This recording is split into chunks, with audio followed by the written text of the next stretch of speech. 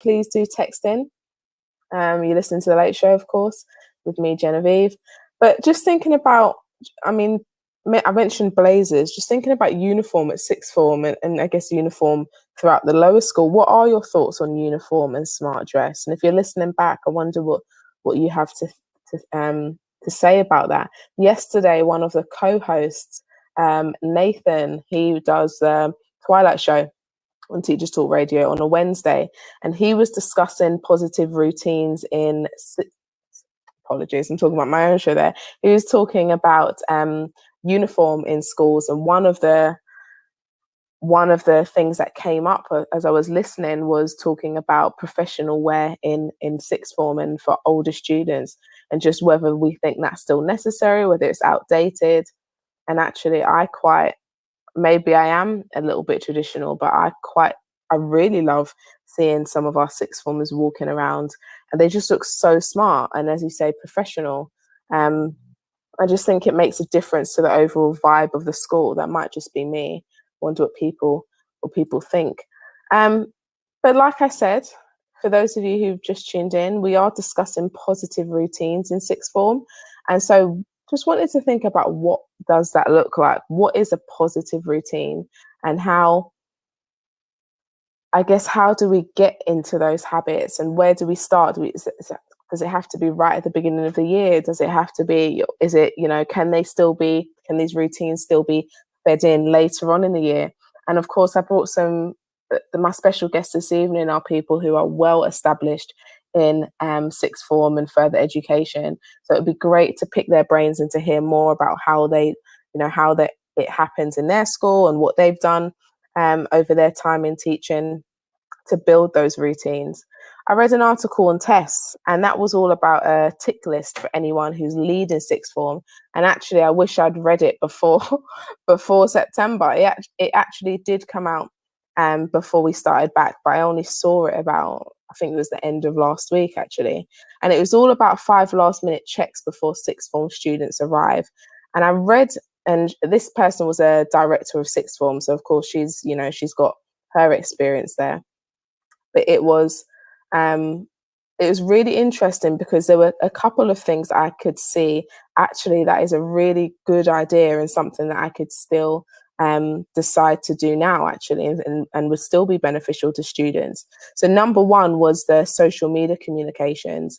Now, we don't have a social media for our sixth form in actually, but I've been discussing that with my principal, and it's something that we're trying to start, particularly like a Twitter page for sixth formers.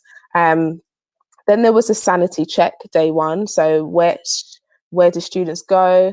Do we gather all the year 12s together? That was something that we did, and sixth form tutors were there to welcome the students in. So that was good.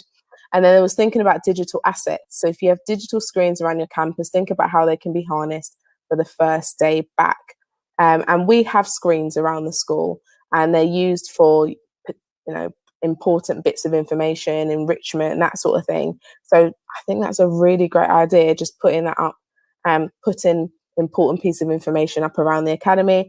Not sure how often they're going to look at it, if I'm honest, but, why not? And then signposting support. Really like the tutors. Not that I really like the tutors. I'm really happy with how the year 12s have sort of, assimilated in the first few days. The tutors are great. And I guess it's all just about finding their feet, particularly if you're a new sixth form tutor. The vibe is very different. The responsibility is very different. It might feel more laid back, but then you have all of these things to look forward to, whether that's UCAS or applications or whatever it is. But it's definitely a new system for them and for the tutors. And then lastly was a warm welcome, which I thought was very powerful. And she ended the article, "In my view, there is nothing more powerful than our students learning from their peers." And that's really nice too. And we have this sixth form. We've got a bigger sixth form space with the year 13s and the year 12s. And like I said, the cohort is a lot smaller, but it's actually been quite nice to see them become a little bit more friendly and using the same space without issue, which is really nice. So like I said, I wish I read it before, um, before September the 1st or September the 2nd even. And but I've done it now, and actually it's something that I can think about for the future. And if you're familiar with emojis, you know that wish I read it before. I'm doing the upside down smiley emoji, because I just feel like that's appropriate right now. We've also got these brand new sixth form planners, which I love, and that's all about getting them into a routine. Anyone who is in secondary school, I'm sure you're used to having planners in the lower school, and that's just like a normal thing. But use of planners for sixth form, I feel like, has been really nice, and just giving them a little bit more structured organization, and not necessarily just them relying on their own stationery. Good evening to anyone who's entering the live studio. You are here with me, Genevieve Bent, for the late show this Thursday. We're just talking about planners and talking about stationery, actually. And I know most teachers love some good stationery. And one of our sponsors is all about stationery, and they've got some amazing stuff. They're called Teachers Love Stationery.club. And if you love stationery, like many of us do, then check it out. Teachers Love Stationery. You may have heard their jingle on before, but if you sign up and you get a box full of carefully and if you sign up, you get a box full of carefully selected stationery, and it's delivered just on a monthly sort of cycle. I don't know how many of you, hi Bianca, welcome this evening. I don't know how many of you have done like monthly subscriptions. I used to do grades, I used to do quite a few things, but Teachers Love Stationery is all about pens, pencils, stickers, erasers, highlighters, and so much more.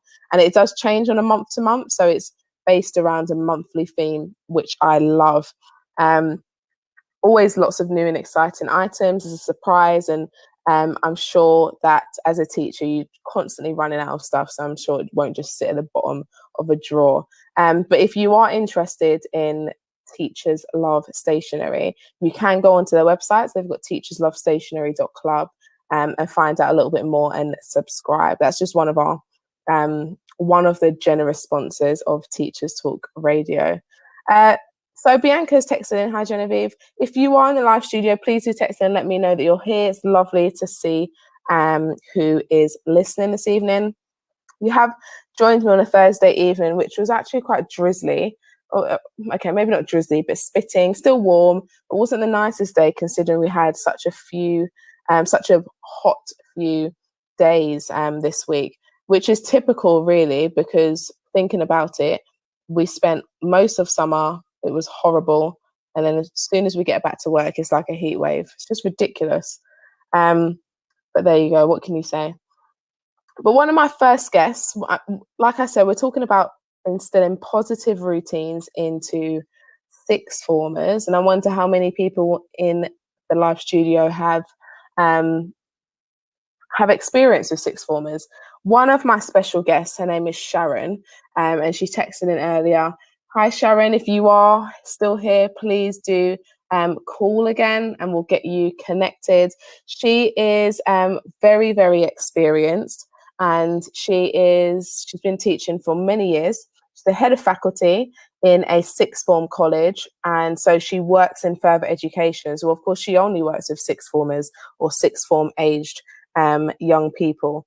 Sharon, I wonder if you are still here. Are you able to call in? She just, before we sort of connect and converse, she did want to say how much she was passionate about young people, and I believe she's a drama specialist. Her Twitter is all to do with Shaz Drama, so I'm assuming it is drama. If not, she obviously just got a passion for it. And she just said how much she loves working with young people, and I guess that's why she's done it for so many years. I think it's always amazing when you get to speak with people who have done the job for so long, particularly nowadays where a lot of people have relative, but teachers have left the profession and moved on to something completely different.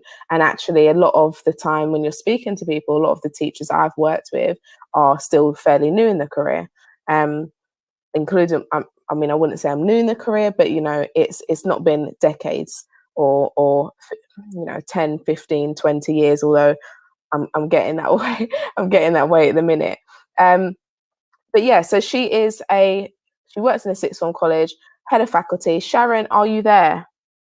I'm not sure if she is. She if she decides to call in, then I guess we can have a chat. But just thinking about another TES article that I saw, it was all about an increase in sixth form numbers. So for us this year, and for anyone who is listening from my school, we know that we've had a much bigger number in our sixth form this year, which has been amazing. Like, I'm really happy with that. And this was all about how came out end of August, and it was GCSE record grades. Obviously, we know tags was the big thing for 2021. Sharon, you said can't call, trying buttons not working. That's interesting. I don't know, Sharon. I don't know. I mean, I've sent you an invite. The call's not working, no. Well, Sharon, if you are able to, just keep trying and we'll try and get you in at some point. Hello to Anna, who's texted. Oh, here she is. Hello to Anna, who's texted into the live studio. Evening, Anna. Thank you once again for joining. Love having you in the live studio on a Thursday evening. Hopefully you are enjoying the show, even with just my voice at the moment. But hopefully, yeah, you're enjoying, and hopefully the show's going to be useful, because I know you're a sixth form teacher. Not a sixth form teacher, but aspiring sixth form teacher. Sharon. Hello. Hello, good evening. How are you? I'm all right, thank you. I just hung up and rang again, so it worked. You made it on. Thank you for joining me. It's a pleasure. I'm pleased to be here. Yeah, it's really nice to have you on. And thank you for, giving up some of your time this Thursday to discuss your passion, really, and to tell us a little bit more about your experience in sixth form. So I did introduce you. I did say, you are a head of faculty in a sixth form college. Do you want to give an introduction yourself on who you are and how long you've been in teaching? Can do a little bit. Yeah, I'm head of faculty for creative and performing arts, which includes English and English Lit in our college. Yeah. I've been teaching for 20 years. Wow. And I have also been what is the equivalent of a head of year. I was a senior tutor for 10 years of that time, and then I moved into the curriculum management side. Yeah. So I've seen both sides of it. Sixth form, it is a sixth form college as opposed to having a sixth form school. Yeah. Yeah, so I mean, it's just 16 to 19-year-olds, isn't it, at a sixth form college rather than any lower school? Yes, it is. So I thought you were, because I went off the handle and it said drama in your Twitter handle. So I had a feeling that you are definitely to do with creative arts. I guess how did you get into further education? Did you train in that way? What was your sort of journey? Yes, absolutely. I mean, teaching is my third career. And I had trained in drama and voice before, but then I went into other jobs. So I've worked in retail management. I've been a civil servant. I worked for Marks and Spencer's. That's my retail management background. I love Marks and teaching. I sort of fell into teaching. I did my degree when my kids were little, and I got sort of headhunted for the post-16 training, and they said it was for teaching and training, because I'd been a trainer for Marks and Spencer's, and so I thought I'd go back into it. Oh wow! Okay. At a higher level, and so it was all a bit weird, really. So they paid for me to do this course, and gave me an $8,000 bursary to do it. So of course I did it. Not sounds worthwhile.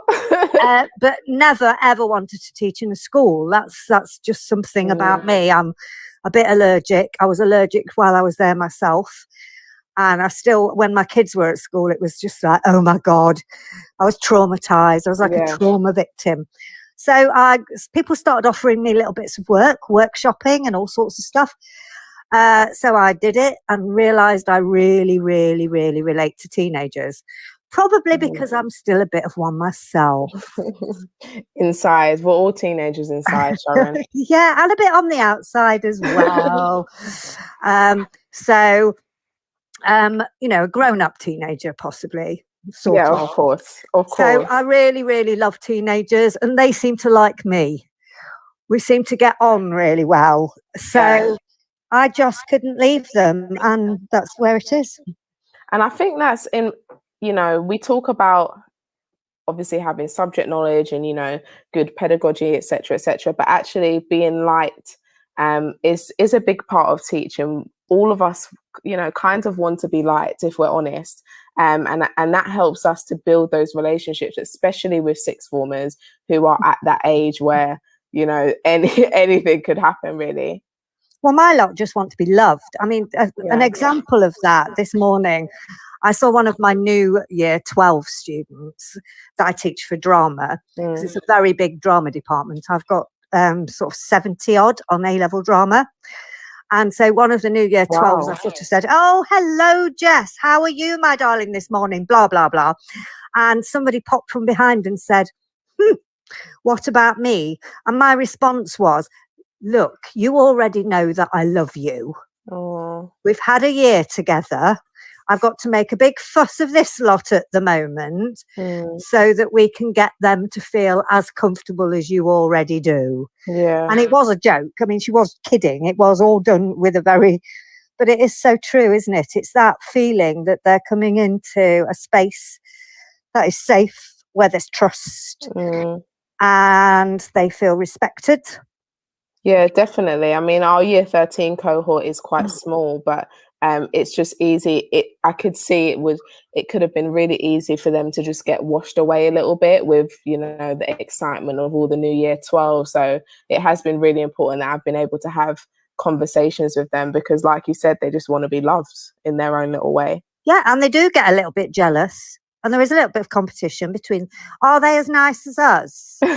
We get all that. They all want that, don't they? And I always do. I always play on that idea because I obviously say I don't have favourites. But what I will occasionally do, I'll say to somebody, "Well, that was brilliant. You can be my favourite for today." So Yeah. it's all games, but it works and it makes them laugh. It does work. It does work. They love it, really. They love the attention, even if they try to act that they're too cool. And what moved you into sixth form leadership?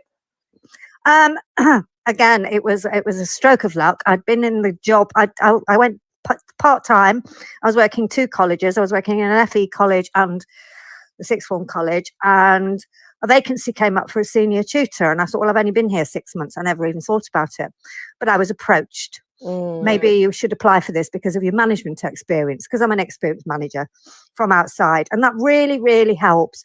It's a big tip to anybody who wants to go into management in education is unless you are someone that goes straight from school into teaching. Yeah. But I always think it's advisable to go and work somewhere else for a few years and get some management experience and training, because education is not brilliant at training managers.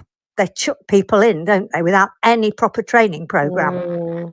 Whereas I'd done it. I'd done a year's training program with a corporate business. Yeah, and you just think that had a massive impact. Yeah, I'm like to think this. Of course, I was, they saw my abilities, but yes, of course it did. They wanted someone experienced. I'd already done basic counselling skills courses in my former job. There were a lot of things, basic CBT courses. So I'd already done a lot of the stuff they were looking for in my former career. So it was quite easy to move in, and the transition wasn't horrid because I'd already done it. And so what have been your highlights since, I guess, how long have you been in sixth form leadership, and what have been your highlights since moving into that? Well, that's 19 and a half years, really. And the highlights, I suppose, has been mostly, I think, is growing the department a lot. Because when I first started, we had one group of A-level drama and one group of performing arts. Yeah. We now have for 6 groups of A-level drama. Wow. Brought dance in. Yeah. As an A-level. We've got the Performing Arts BTEC certificate, the Performing Arts BTEC diploma, the 3 A-level equivalent. And we've also, we already had music and music tech, but we're now doing the BTEC music tech. And English has grown. So it has been the joy is to grow a department and it become a centre of excellence really for theatre, etc. in the area. So that's been a massive highlight. And getting loads and loads of kids into the industry. I could name drop. Rosalie Craig was a former Guildford student. Andy Coxon, who was in Les Mis. Adam Pemford, artistic director of Nottingham Playhouse. So we've really, really specialised in young people that want to go into the industry. I don't just mean to be actors, because it's a massive industry with lots of jobs. So we do a lot of careers stuff. We're very involved with all of the drama schools and universities. And we support young people in getting jobs in the industry. And we don't, we always say, yeah, acting's great, but it's not the only job. And you might go off it. Yeah. So, yeah, I love it. That's amazing. I can't believe that you have, I mean, I can believe it because it sounds like, you've worked so hard over the years, but 6 drama classes is crazy at sixth form for me. I can't even imagine, I can't imagine it. So it must be extremely popular. Yes, I mean, the numbers have gone down a little bit in the last few years, of course, since we got the EBAC thing, and less schools are offering it. And we do find, sadly, that a lot of our inner city kids, very much from careers education and parental pressure, are told that they need to do something vocational and get a proper job. So, things like law and psychology are very popular. I find that a bit depressing because drama gives them all the employability skills. It makes their presentation skills better. It helps them to do all the team working. It's crammed with employability skills. Other subjects are too, but I don't think they get anywhere close to a drama course. It is really interesting to hear it from a different perspective as well. Our head of drama at my school, she was a industry actress and singer and dancer, and she worked in West End, and she said that how much that has we've spoken and stuff, and she said how much that has helped her move into teaching because again, you're talking about transferable skills, how she's used that to sort of hone her skills and think about her career progression. You've got to be an entrepreneur as well. I even run the college production as a business. That I have a production manager. I don't direct it even. I have a director. Wow. I have a musical director. I have a front of house manager, and we do it all on the cans. And I'm really, we have a refreshments manager. We have a publicity manager, and they actually get in with the press and get on the radio. I love it. So they learn how to run a business, and we make money. We have to make sure that the show is marketable, and we have to market our target audience, which also helps with the A-level, because in all A-level courses, you are meant to look at who your target audience is and how you're going to get them in. Yeah. So they go out business savvy. I love it. I mean, you've clearly got a lot of experience, and over time, that's just you've boosted numbers. You've got these productions, etc., etc. And it's really amazing, Sharon, because you're clearly passionate about everything that you're doing. And 20 years on, you're still very passionate. You can hear it in your voice. Aww. Do you have any aspirations for the coming year, would you say? To get through it. We did it last year, though. I mean, it's amazing how we're pretty resilient and how much we learn, and some of the stuff I want to keep. We actually still managed to do the plays and devising. They still did the course, even though we did something slightly differently. Yeah. To get through it and have as good a year as last year did, because they still had a fantastic year. And they learned skills. They learned lots of skills, because what they can do on their phones in terms of filming themselves and editing and streaming stuff is stunning. So, and they're going to need that, because that's how the industry is going to go. There's always going to be live streaming of theatre, and they kind of have got that already. They're the new generation going through that have already started off with those skills. So it's not all bad. I think it's very easy to look at it negatively. Yeah, there are lots of positives. something I picked up on earlier, though. It's like you were saying your lot are smart. I mean, our Is lot it wear the what they opposite? like. So it is like a crazy world. You know, our students, there's no dress code, no hair restrictions, no Yeah. makeup restrictions. But in drama, you see, part of your routine is they're expected to wear kit. Okay. So just like PE, Yeah. we expect them to be in theatre blacks. So again, getting ready for the industry, yes. expectations. They have to bring their kit. If not, they have to go into a bin bag full of sweaty old stuff and put that on. Soon gets them out of the habit. And they either have to wear barefoot or trainers, take their jewellery off, tie their hair back. And then they can put their high shoes on again because they're strutting around. It's like a fashion parade in our college. I'm the worst because I'm a Westwood hag. So obviously, are you a bit of a I'm show dripping in Vivienne Westwood. That's a really good crowd pleaser with kids because I'm like a bit of a post-punk princess, and the kids absolutely love it. And nobody argues with a woman in a Vivienne Westwood suit. That's a starting point. Anybody wants a tip? I do love a bit of Vivienne Westwood. She actually designs the gowns for university I went to. So her gowns are like really stand out. So yeah, you are definitely the Westwood queen. Yeah, it works. You know, so I will say to them, look, I've not got my stuff on. I'm dressed to do a practical.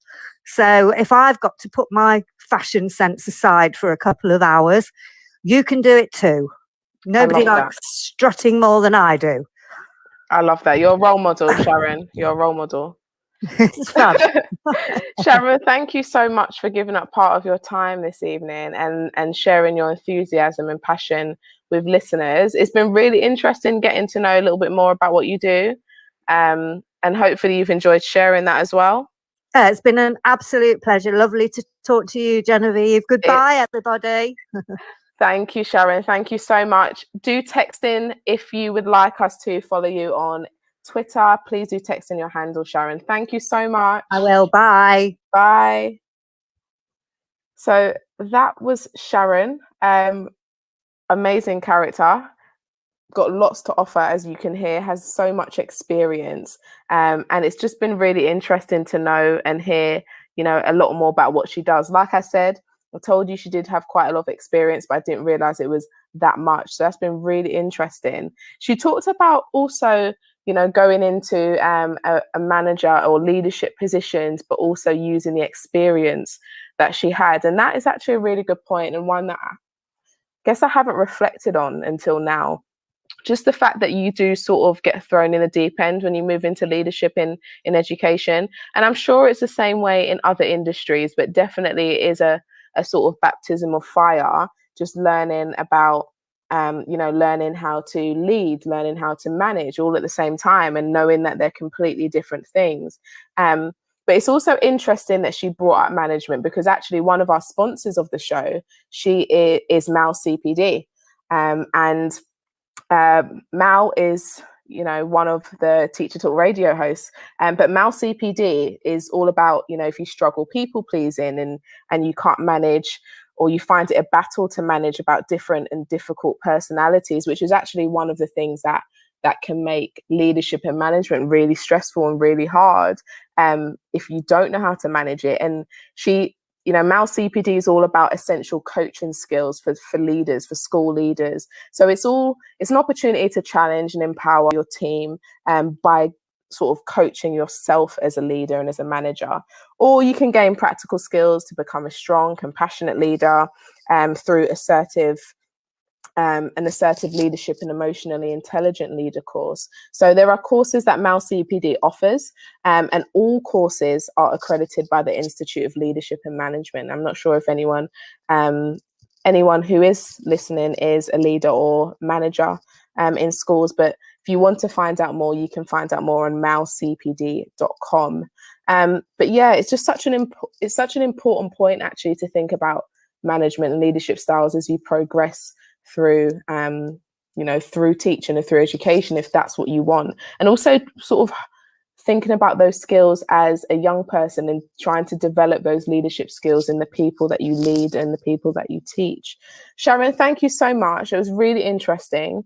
And if you are just joining the live studio, we are talking about positive routines and instilling them into our sixth formers, particularly at the start of a year. And I've got 3 special guests, one of which was Sharon, who's just joined me. And just thinking about sixth form in general, I was talking a little bit before Sharon came on about the grades, tag grades this year, which have caused a surge in sixth form numbers, record sixth form numbers actually. And I did say, you know, numbers for our sixth form this year had increased. And actually I saw a bigger increase well after results day, when students had considered the results that they had and actually decided, I want to come back here. I'm thinking about staying here for sixth form, which has been great. But it's literally been record numbers. GCSE entries, you know, lots of entries were awarded top grades, at least a 7, 8, 9. And this has obviously increased popularity of sixth forms, where students can see themselves, I guess, either studying A levels or maybe a mix of A levels and vocational subjects. And we offer both at our sixth form. Vocational subjects are very, very popular, of course. But yeah, it's interesting to know the knock-on effect that tags have had, and it's not just been all negative. It has had some positives, even though a few months ago I just wanted to jack it all in, if I'm honest.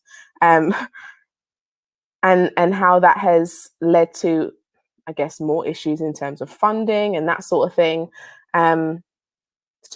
It's very interesting to sort of read more. You don't, like I said, you don't get as much time to reflect when you move into these certain positions in education, not as much as I'd like to, but I guess presenting this show allows me to think a little bit more about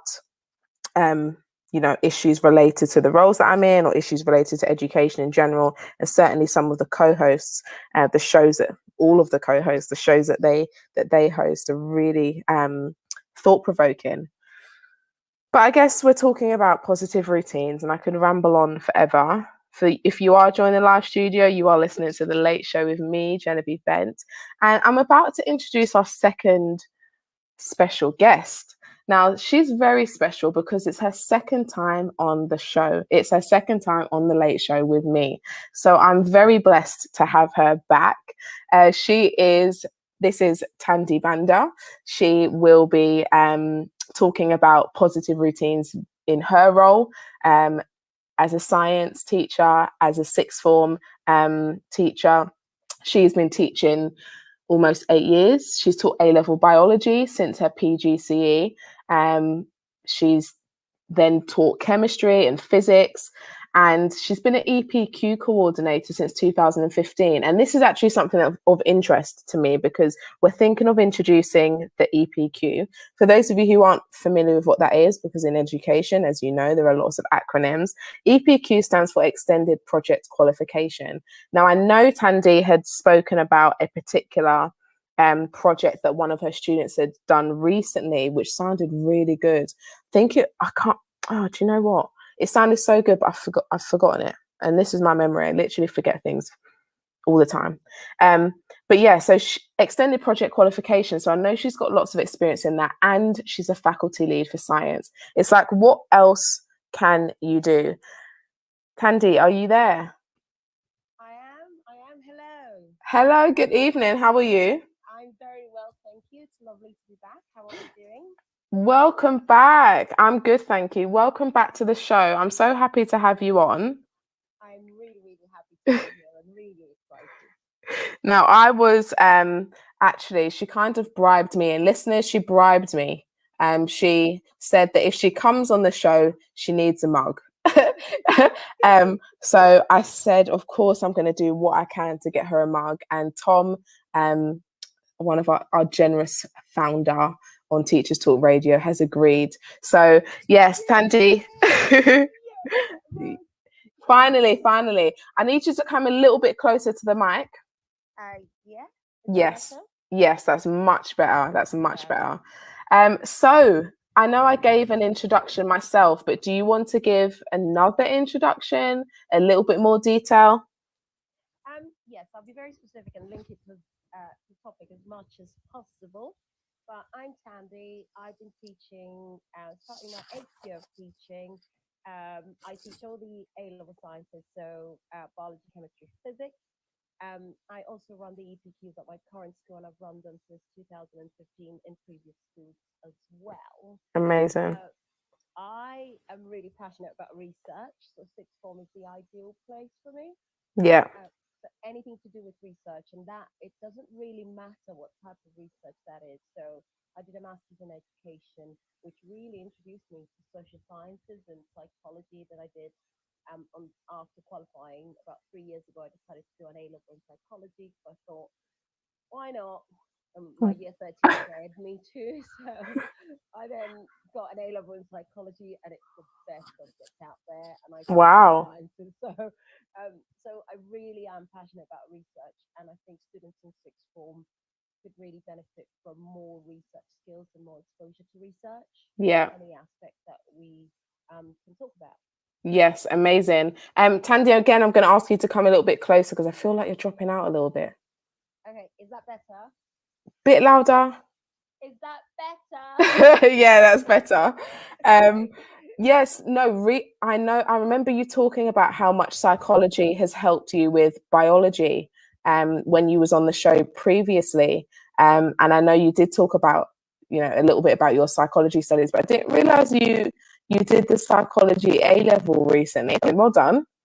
Thank you very much. Yes, I think for me, it was I wanted in anyone's teaching. I think the best thing that you can do is know where those cross-curricular links lie. Mm, And the psychologists were kept mentioning in my A-level biology lessons that they had done synaptic transmission in psychology, and I really wanted to know the depth of that, and how much psychology went into, and statistics and things like that. So I knew the math side, so I have an A level in math, but I didn't know the psychology side. So that's what really made me really do it. And I'm quite happy to be dared to do something like that.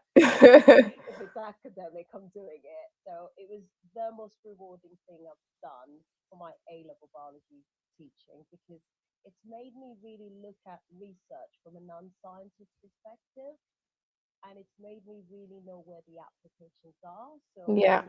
if you do EdXL and you teach the brain, you really know where in psychology BT and the sorts of studies that they do, and then it really taught me about variables and validity. I, I don't teach A-level biology, but I know one of my colleagues, I think, was in the live studio, and she's an A-level biology teacher. Yeah, We've got another colleague who is a psychology teacher at GCSE level, and yeah, it would just be interesting to hear their perspectives. Her, the psychology teacher, she's a biology teacher as well, but yeah, also just thinking about those cross-curricular links, as you said. yeah, definitely. And I think for us as science teachers, psychology is a science as well, I think it's always selling those points and extending the literacy. So the scientific literacy with the reading of psychological studies is really, really key. And Mm.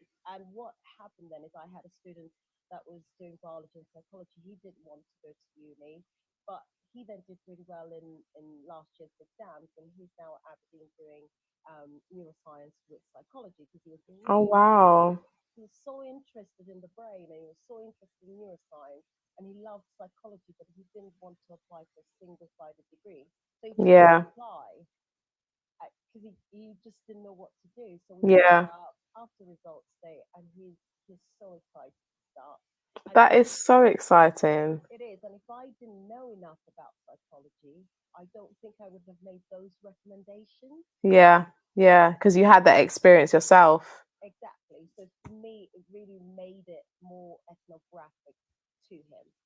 I love that. We've got a few texts in. Tandy has said maybe it's a Dorian has said, Tandy, maybe it's a mic issue. And Tom has just said, not sure, can you hold the phone closer?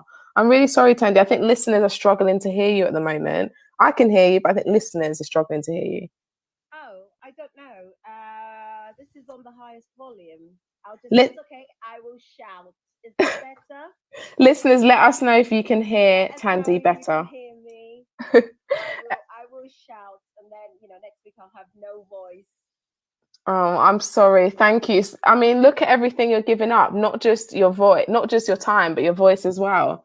Oh, gosh. It was fine last time. It was. Have you got earphones in? Yeah. I've done exactly the same thing as last time. Is it any better now? I can hear you perfectly. That's the thing. Oh, we've got a question saying, where is my phone in relation to my mouth? 40 degrees west. I don't know. Is that better? I can hear you great. Oh, yeah, we've got a that's better. Fabulous. Yay. Yes. Okay, good. So, I know that you've got loads to offer in terms of sixth form teaching and sixth form leadership, even if you're not in a formal sixth form leadership position. I know that you're EPQ coordinator, so I guess you are. Yeah. And I know you've got so much different expertise and knowledge. I want to talk about a few things really. One, I know that you have got lots of experience in enrichment. I mean, your name on Twitter is Stemi Banda because you're a global finalist teacher for STEM. So tell me a little bit more about how you sort of manage enrichment at sixth form, because I need to know. I'm inexperienced. I'm still learning. Tell me. So I'll start with the EPQ. So the extended project qualification, what it requires is for you to really advertise it well. Yeah. Because one thing that I noticed in the time that I've been doing it is, yes, you want students to do it as an extra qualification, but you also want to encourage every child to have a go, because even if they Mm, don't end up submitting their project, the skills they gain from even a few months of EPQ research are really useful. mm, So we have a Google Classroom for EPQs. I start advertising in year 11. Every time that I'm teaching, I talk about the EPQs, and I get students to start if they're interested. It doesn't matter where their destination is going to be. They could stay with us, they could go elsewhere. I'm always recommending the EPQ. And I think the most important thing that happened at my current school was results day, when we mainly offer 3A levels, yeah. and on results day, the students that had done an EPQ had a fourth grade on there, and then everyone was looking at their transcript and thinking, "Oh, I wish I had done this." And I think Uh, it's really really important to advertise it early yeah. and get it right. And Yeah. then once you've done a year of it, use the students that have done the EPQ. So on our website, we've got an EPQ section, all the presentation, even the outtakes. We love outtakes because we can laugh about them, because I think it's about showing that it's okay to make mistakes and we Yeah, are of learning. course. So all those are on the website. You can watch the presentations on our website, and you can listen to the questions that are being asked. And if you're doing your EPQ with any exam board, really, they have really, really good resources. So we're AQA. Yeah. We use the resources produced by Manchester University. They've got an EPQ section, but also we use the videos that AQA have started producing. They've done Mm, everything, how to choose a topic. But one thing that I'm really passionate about is social justice. So, what I of always course. say to students, if you Yes. want to get your voice out there, if you really want to get your voice out there, you need to be educated in a way that you can argue your point. So, I think someone that you may know is Akala. Of course. And when you watch Akala argue a point, it's so intellectually It's organized amazing. Oh that my that gosh. you just don't have a word in. You can't say anything. He's literally broken down every single argument that you could possibly want to come back with, because everything he says is backed up by fact. Perfect. So, what we want is that literacy to develop. It's not just about exams. It's not just about passing your Yeah. A levels. Is, are you culturally literate? Are you Mm, scientifically literate? Are you any type of literacy, and mm, developing that spoken language as well? And I think the EPQ does that. So always advertise it early. Then, what did we I'm call it sorry when? to interrupt. How early are you talking? Are you talking So, first week of September or? so I start advertising the EPQ in year 11, so first week of year 11. So Oh, I've done it already. Because okay. in year 11, you've got those students. I don't know about you, but you've got those students that are ready for the GCSE before year Hmm. 11 has started. Yeah, yeah, So true. how are you going to keep them motivated? They need to be thinking about next steps because Mm. they are already self-regulated. They have high metacognitive skills. They are ready. All It's complete. Everything you're saying, I'm just nodding my head. Honestly. honestly, so I talk to students and I say, right, if you want, what A levels are you thinking about doing? Are you thinking about an EPQ? If you need any help thinking about research areas, and if you're having those regular conversations with students, you will gauge who's interested in research, Yeah. who's more likely to go into a research role or try and attempt a research role. So you start your conversations early. Then, what I've used in the last 2 years, the pandemic has actually been an advantage for the EPQ Okay. because when year 11 was sent home really, really early, Yeah. I then started thinking, what can I do? And And what we yeah. did is we did online lessons and we did EPQ online lessons. So we started early. And that's the thing, isn't it? I mean, that time gave us the space to really be able to offer just a little bit more than we would on the day to day at school. Exactly. In terms of enrichment, the lockdown, we did STEM projects, we did EPQ, we did everything, we did MOOCs, we did everything that we wanted to do in the past years and haven't had the time to do. But what that's taught me is as I need to start like talking about it early really, really does help. And then I then start in September. We have our initial meetings. And for the first year of the EPQ, go really, really easy. Do your meetings once every 2 months. That's what we do. Okay. Um, and guide the students by modeling it to them. So, for instance, I take my master's project thesis Yeah. and the science one and the education one, and Yeah. I make them read it because they're really interested in research, I'm assuming. Oh. And then I make them see how academic the language is and what the difference is between the two. And then I translate it for them and make it much simpler. Mm.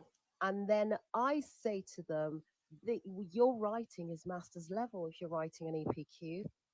It's That's am it's such high academic language, it's that's such high amazing. organization, and you need to choose a topic that you're passionate about. Yeah, and that's what makes all the difference, isn't it? Tandy, can I come and do an EPQ with you, please? Of course, we could do. Can you sponsor me? I can. Well, you do your shows on hair. That Yes. that would make a great EPQ topic. Right, Great I'm doing EPQ it topic. now. I'm doing it. I need something else to get my teeth into. I've got too much free time on my hands. I wish. I wish. I'm just gonna stop you. We've had a few texts come in. So Yeah. Sharon, one of our previous guests, said we do EPQ and Yeah. also timetable Trinity grade 8 acting, which is worth more than half an A level. It's Yeah. amazing, Sharon. Dora, sorry, did you want to say comment back on that, Tandy? Yes, definitely. And any like sort of theatre college, the EPQ, because there's more breadth, because you can do the artifact instead of the 5,000 word, unless they really want to do a piece on film writing or script writing. Yeah. So any college that's doing the arts, EPQs are definitely the way forward. They're Yeah. amazing. I know I was never offered an EP. I mean, EPQ, we didn't do it at my sixth form. So yeah, I might do one now. Honestly, um, it's never too late. it's never too late. Dorian, one of the amazing Teachers Talk Radio co-hosts, has texted in saying EPQ is so valuable that IB diploma students all have to complete a 4,000 word extended essay as part of the qualification. So IB students have that research paper experience. Agree with Tandy that we should strongly encourage, and has also said great to show universities your interest in what you potentially would like to specialize in, or that you are interested in the hinterland knowledge of your subject area. Oh, we love the word hinterland. We do love a bit of We hinterland. we really do. And I think the EPQ in the past has had some bad rep. You know, people thought it was just something on top, so really they didn't sell it to the students. Mm. I've heard people talk about the EPQ, and they're like, it doesn't matter. Universities won't look at it. So I think the shift in the culture in terms of university that's really been beneficial is universities are now putting it on their course details, Yeah. and they're actually saying if you've got an EPQ, this is advantageous. And I think that's really, really helped the sector in terms of boosting the status of that EPQ. Definitely. Amazing, yeah. And Naomi has texted in. That's really interesting about promoting this EPQ, possibly at sixth form evenings too, Yes, and or open open evenings. evenings. So Yeah, open evening is a good. What you could do as well at open evenings, you've got parents coming in as well. So therefore, you could get. So in, I think every school will talk about their science department on open evening.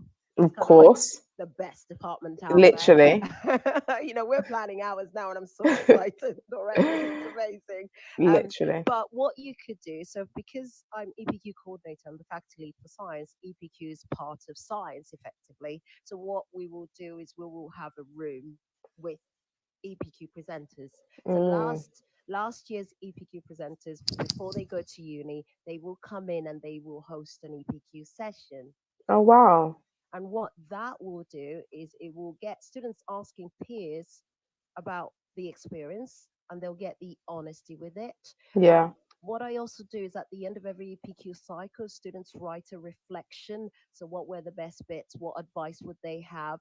And so far, I haven't had one single negative EPQ that is reflection, lovely. which is really, really good. And I think the guidance has helped that in the sense that if a student has found it really, really difficult, I've said try your best. If you then don't want to enter it, it doesn't really matter. Yeah, You could still put in your personal statement that you are tempted to do an EPQ and list the skills that you gained.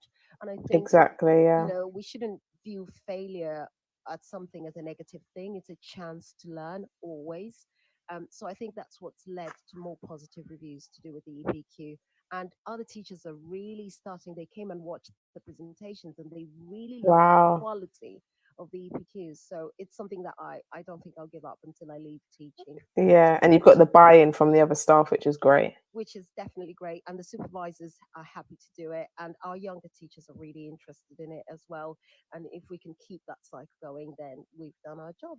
I love that. I love that. So I mean, it sounds like you offer that is a huge enrichment offer, of course. Yeah. And you also, I know, again, you've like I said, you've got loads of experience in sixth form. What's another area that I guess you cherish and you really enjoy when it comes to sixth form teaching and leadership? For me, it's that challenge. Yeah. I think being a sixth form teacher really gets you to challenge yourself. So it's made me really love reading. I read more books now than ever. It's made me really talk about research, like I mentioned. It's made me really want to learn more about education, more about university, because we went to uni and we just got there. I mean, I couldn't use a pipette on my first day of uni because I'd never used one. Mm, So I think it's just made me more aware of the experiences that students have, yeah. and made me really rise up to any challenge that comes from it. So I would try anything, and if I say, well, I can't do it anymore, I'll just put it on hold, and I don't think of that as a negative thing. So from a leadership point of view, we need to get students to that. A lot of students have anxiety, and I think the recent cohorts, there's a rise in anxiety because they haven't sat formal exams. Yeah. They don't have that experience, do they? They don't, but I think it's telling them that they're in safe hands, and also developing that self-regulation, not just throwing them in the deep end. So for instance, one of our first tasks we do is we make exam folders for year 12s. Yeah. So if they've made an exam folders and every exam paper is already in a folder, when it gets to revision, they don't have to think about making exam folders. That's an extra thing that they have to think about when they should just be thinking about how they can get the best out of the assessments that they're about to have. Mm. So I think That's a that's really great tip. teaching that organizational skills, but also teaching forward planning. We share all our mappings with students. So yesterday I said, this is what I'm teaching. I may be Yeah. behind by a week if something happens, but it's Yeah. that two-way communication and encouraging students to really talk to their teachers. Um, and I think one of the most difficult things in year 11, parents are very involved. And I Yeah. think getting the parents to let go and let the students develop that independence Mm, is really, really it's vital. yeah, it's really important, isn't it? Because it's going to be like that when they go to university. It's not going to be that parental involvement at all. Definitely. And I think students who do that sooner really flourish in sixth form. Yeah. Um, but it's also if the students that then don't get to that stage when we want them to, what then do we do to support them? So, for instance, I have a couple of students that really struggle with organization skills. They've said, Miss, this is not something I'm strong at.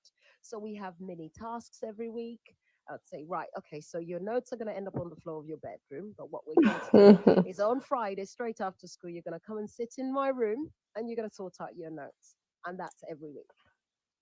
Yeah, that's great. I love that. You're like the go-to, I guess, for that Yes, extra support. yes, definitely. And Yeah. it's just that they need that guidance, but you Yeah. also need to phase it out and you need to prepare them for that phasing out. And the independence. Yeah, exactly. Definitely, definitely. It's really rewarding as a role. I think you yourself have to model it. So I show them my planner, I show them my folders, I show them my organization skills, and then they have someone to look up to as well. Um, and they rise to that challenge as well. I love that. Tandy, you've just got, I mean, we could sit here and talk all evening, I'm sure. Yeah, I'm sure. definitely. Because there's Definitely. just, there's so many other things that I know that you're passionate about and have experience in and that you could Yeah. share with listeners. But I'm also aware that it's getting a little bit late. So I guess the last thing I wanted to say really is what would be your aspirations for the coming year, and what would be your, I guess I know it'd be hard, but top tip piece of advice. Oh, aspirations. I've been reading a report about aspirations. Apparently, they do not change over time. Really? It's interesting. UCL study called Aspire 2. Um, Oh, uh, Aspire too, yes, yes. it's a big project. It's a Yeah, the really massive big project. project. Yeah, Yeah. 40,000 students. So what ideally are aspirational targets for this year? Mine personally, as someone that's involved with sixth form, Yeah. is to really stretch students to apply to. We are a sixth form that's quite new at my current school. Mm, And students haven't really applied to many Russell Group universities, and in the last few years, those numbers have been going up. So I think lovely. for us, it's getting students to apply to all sorts of institutions, but also developing vocational courses as well. We've got a lot of vocational courses, but for science in particular, I'm really interested in environmental science because Oh, yes. apparently it's really got that link between biology, chemistry, and physics. So I would like to increase the range of sciences that Mm, we offer. So and then the T20 qualifications are coming in. So it's also they thinking about are. how viable that is for your school. And I think having these conversations with your head of sixth form, your head teacher, your line manager, if you're passionate about something, I would love to do electronics. I mean, I would do anything STEM wise. So that sort of thing. So I think my aspiration is to get the sixth form numbers up Yeah, much bigger, yeah, much varied in terms of the sciences, and also get students to really develop high resilience as well. yeah, yeah. Um, in Amazing. in terms of advice, I would say with sixth form students, I think some of the things that I notice when it comes to careers and in terms of personal statements is even though they get conversations about personal statements, students still end up stumped how to write a personal statement. Mm, So I think giving them a guide all throughout and giving them shorter timelines and maybe tutor groups that link in. So for instance, if you've got a group of science students that are like, maths, science, psychology, any of the A levels, if you group those together and pair them up with a science teacher that's done all sorts of degrees or different science teachers, then they can talk to the person that's been in that degree role, Mm. in that industry, to then help them develop that personal statement as well. And then also signing up to a lot of enrichment programs out there. So Speakers for Schools do a work experience. And Yes. I Yeah. think schools, if schools utilize the work experience that's virtual whilst it's still virtual, students will really benefit. All the students that I sent to UCL over the break really enjoyed it. All the students that did the virtual Dulwich College course really, really enjoyed it. So I think use that virtual experience whilst it's still available, because Yeah. this return to in person, the problem with that is cost and accessibility. It is. And actually just saying that, there's a an organization called Pathway CTM, and Yes. they've just offered so many over the last year. We did it with our current year 13s now. Yeah. Yeah. Just the amount of range and offers that they have was really, really good. Yeah. Yeah. Definitely. And then the other thing that I have this thing about an open door policy. So I have an appointment system where I tell students when my door is open for them to ask questions about anything, and they know. Lovely. So they Yeah. come in, they're like, and they just sign the door to say they would like an appointment, and then I email them later to have a conversation about anything sixth form, anything academic, anything enrichment, anything STEM, and then we also use our sixth formers to do summer school. So the enrichment side of things is also ticked there. Fantastic. Tandy, you've been amazing. Of course, Thank I'm gonna you. I don't listen back to my shows because I don't like my voice, if I'm honest, which is weird considering I host a show. It's Yeah, just weird. your voice is But amazing. no, well, thank you. I'll take the compliment. Bless. But I'm definitely going to be listening back because, you know, like I said, I need the support and guidance myself Yeah, as a new-ish head of sixth form. So yeah. definitely thank you so much for everything that you have said this evening. Oh, thank you so much. Thank you so much for having me. And Of just give me a course. shout if you need anything at all. Thank you so much. And I will ensure that you get your mug for being a 2 times Teachers Talk radio guest. I'm so excited. Tom, if you're listening, yeah, we'll sort that out. Thank you, Tandy. Thank you so much. Have a lovely evening. And do text in your Twitter handle if you'd like listeners to follow you on Twitter. I will. I'll do it now. Thank you. Thank you, Tandy. Bye. Bye. Sharon, previous guest, said there is a Viva with Trinity exams. Amazing. Looking to do the HE level public speaking soon. Great for law, business, and politics. Definitely. Yeah. I mean, Aviva is not something that I have experienced in myself, but yeah, I can imagine how useful it would be for those subjects. Doreen is texting in. Thank you, Tandy. Thank you, Tandy. Amazing. If you are locked in tonight, you'll know that you're listening to The Late Show with me, Genevieve Bent, on Teachers Talk Radio. You can follow us on social media at TT Radio 2021, hashtag TT Radio, or you can connect with me at Vive Wright. Tandy has texted in her handle at Stemi Banda. Bianca, our next special guest, I'm going to introduce in just a moment, has said, thank you, Tandy, a lot of food for thought. Honestly, so much food for thought. But you are listening to Teachers Talk Radio, of course. And one of the sponsors of the show is Oxford University Press. And we're all familiar with that, one of the biggest university publishers in the world. If you need support with your phonics teaching, however, Oxford University Press now has 3 DFE validated programs to help you. Read, Write, Ink, Phonics, Floppy's Phonics, and the brand new Essential Letters and Sounds. Essential Letters and Sounds will get all your children reading well, quickly, using phonics books that you may already have in your classroom. It's developed by the Knowledge School's Trust English Hub.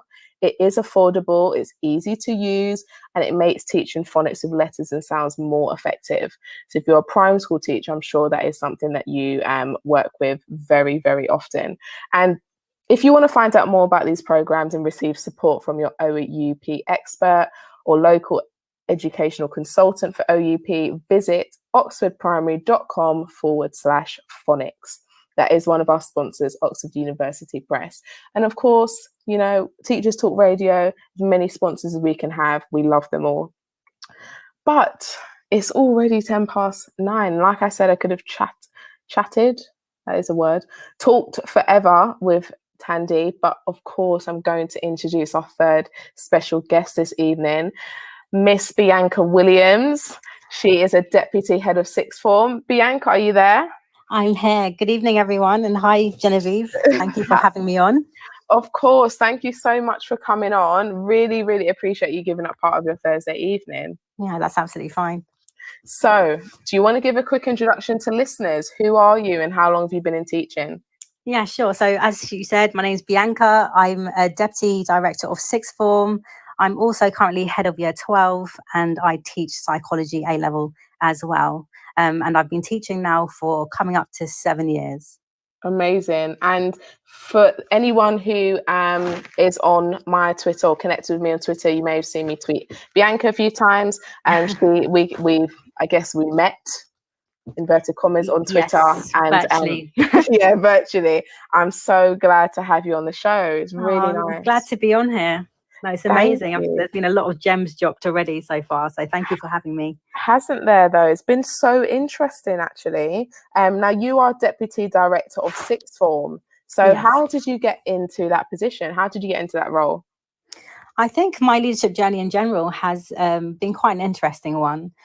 So as you know, I've started with A-level psychology, and I think just establishing those relationships with sixth form students and seeing the impact on different things like their study habits, I think further encouraged me to pursue the leadership route within the sixth form.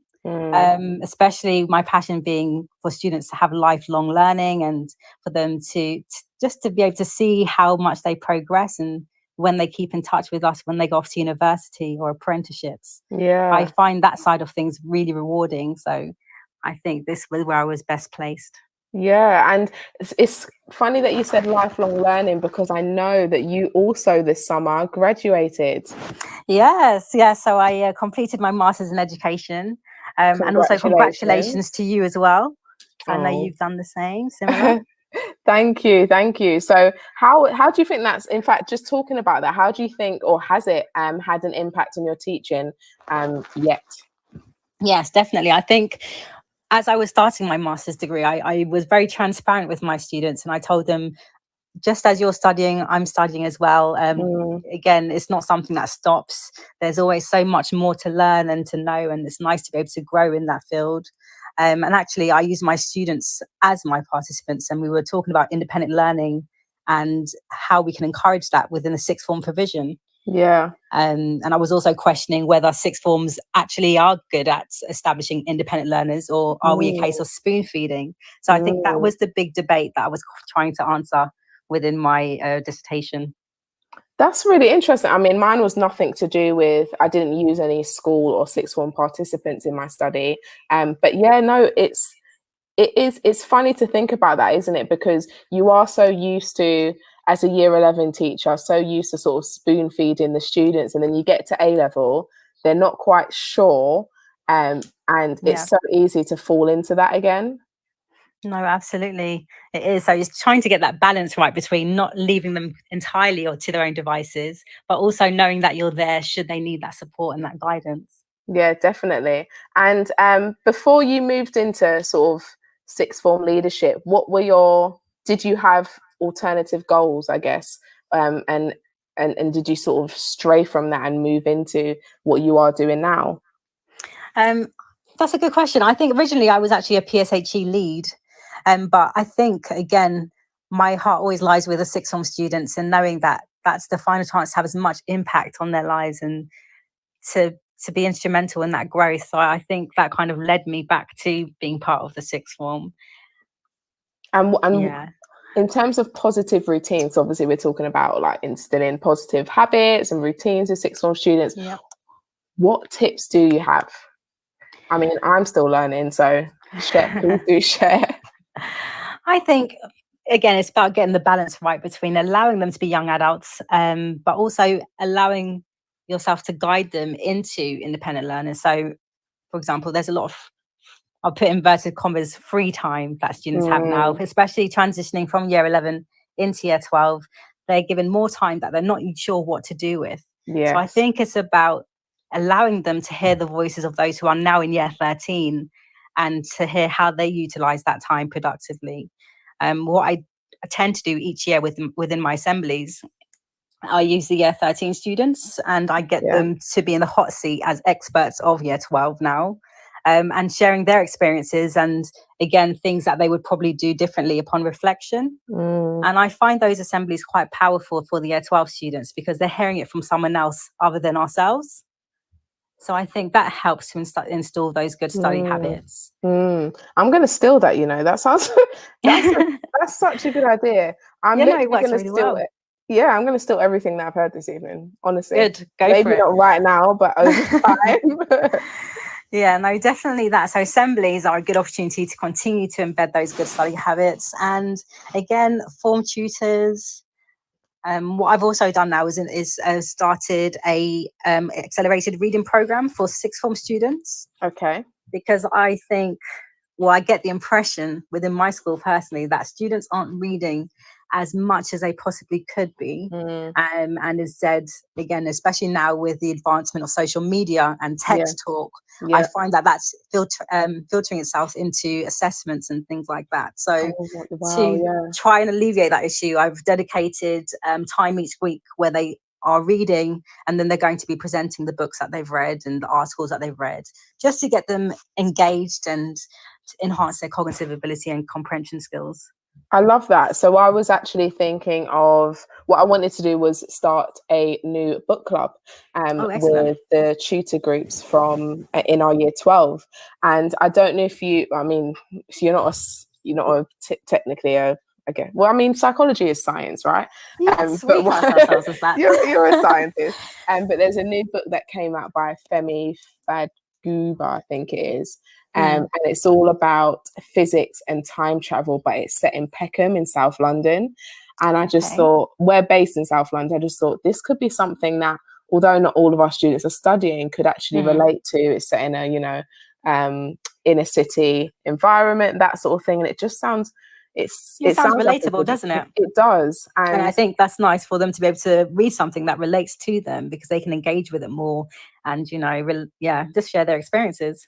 Exactly. And this was it. And I'm glad you're co-signing. And also, Tandy has also said, love Femi's book.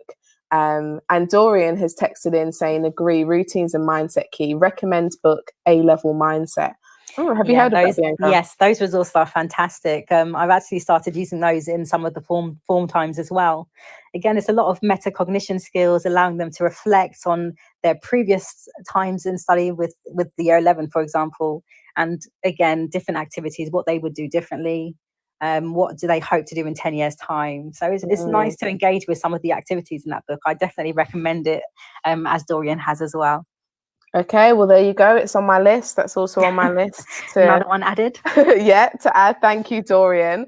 And what other sort of habits or routines would you say are key for students developing at sixth form? I think it's important to acknowledge the use of the library. We have different study areas, and again, it's not a one size fits all. Different students work in different ways. Some might prefer group work where they can discuss different concepts that they study, and others might prefer to work in silence. So it's just about utilizing the spaces that are currently available and checking in as well. At each point, we normally have academic tutorials where we can touch base and check what type of revision activities are working well and perhaps what's not working so well and might need to trial another strategy, for example.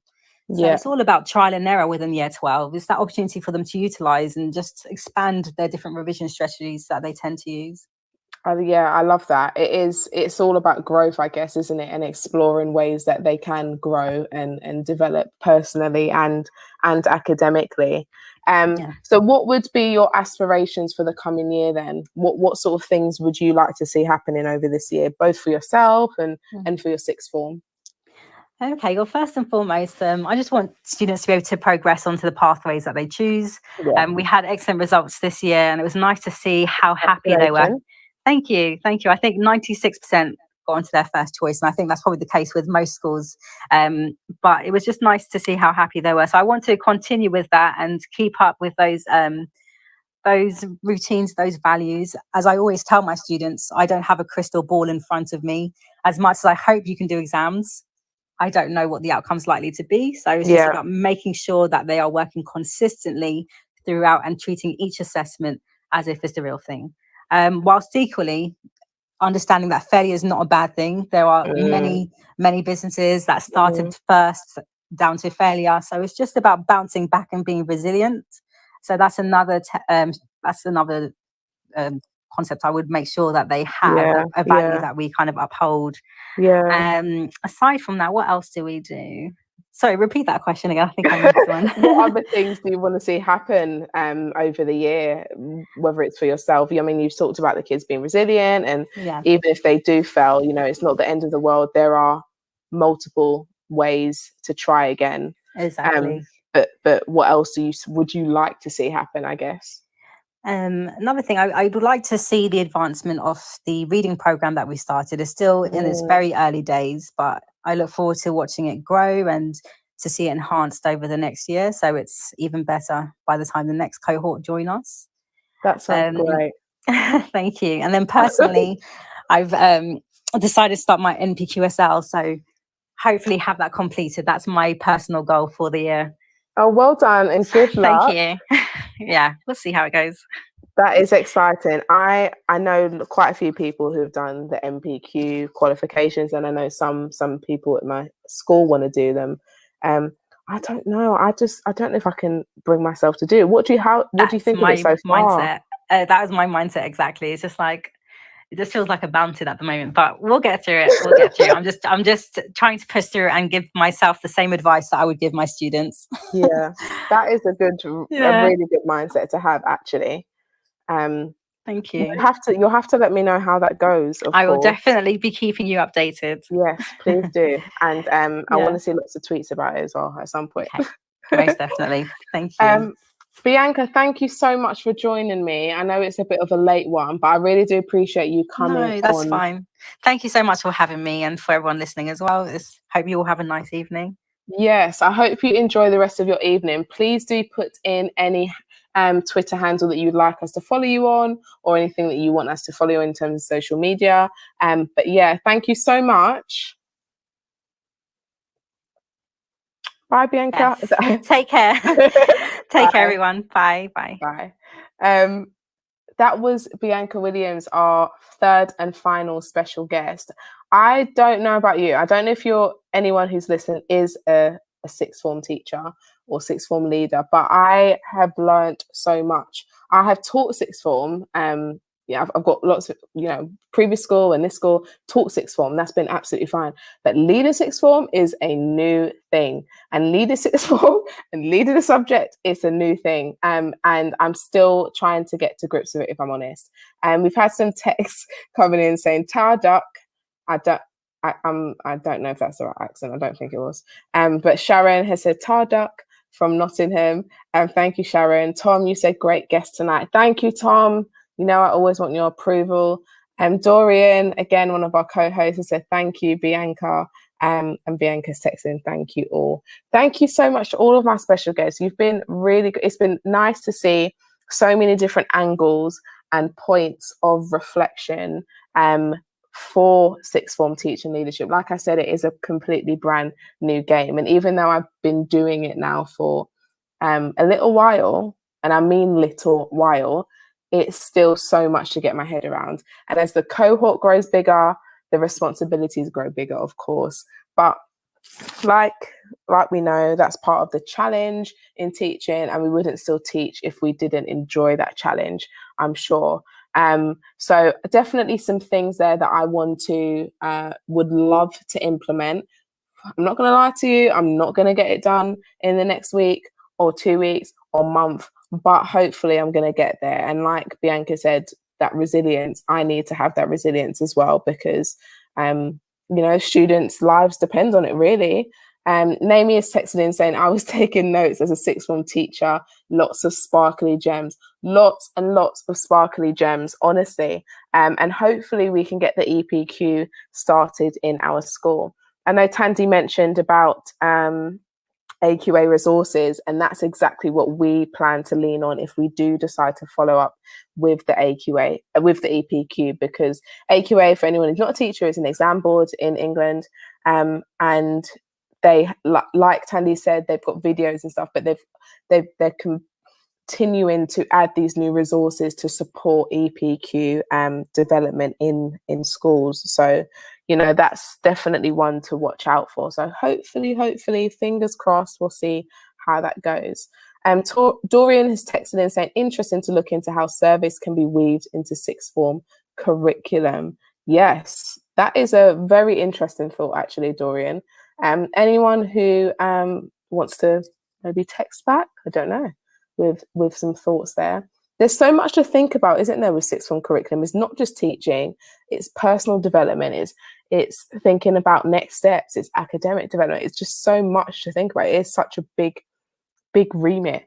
And yes, when you sit back and you think about it, actually it gets a bit overwhelming. It really does. But we'll see how it goes. On that note, I am going to come to a close. I mean, I've given away one mug to Tandy this evening, of course. Tandy, if you can hear me, I know you're smiling right now. Any person who calls into a TT radio show, of course, can win a mug. Sharon, you said it's a big transitional thing. It is. It really is. It's like a transition from London Bridge to Waterloo.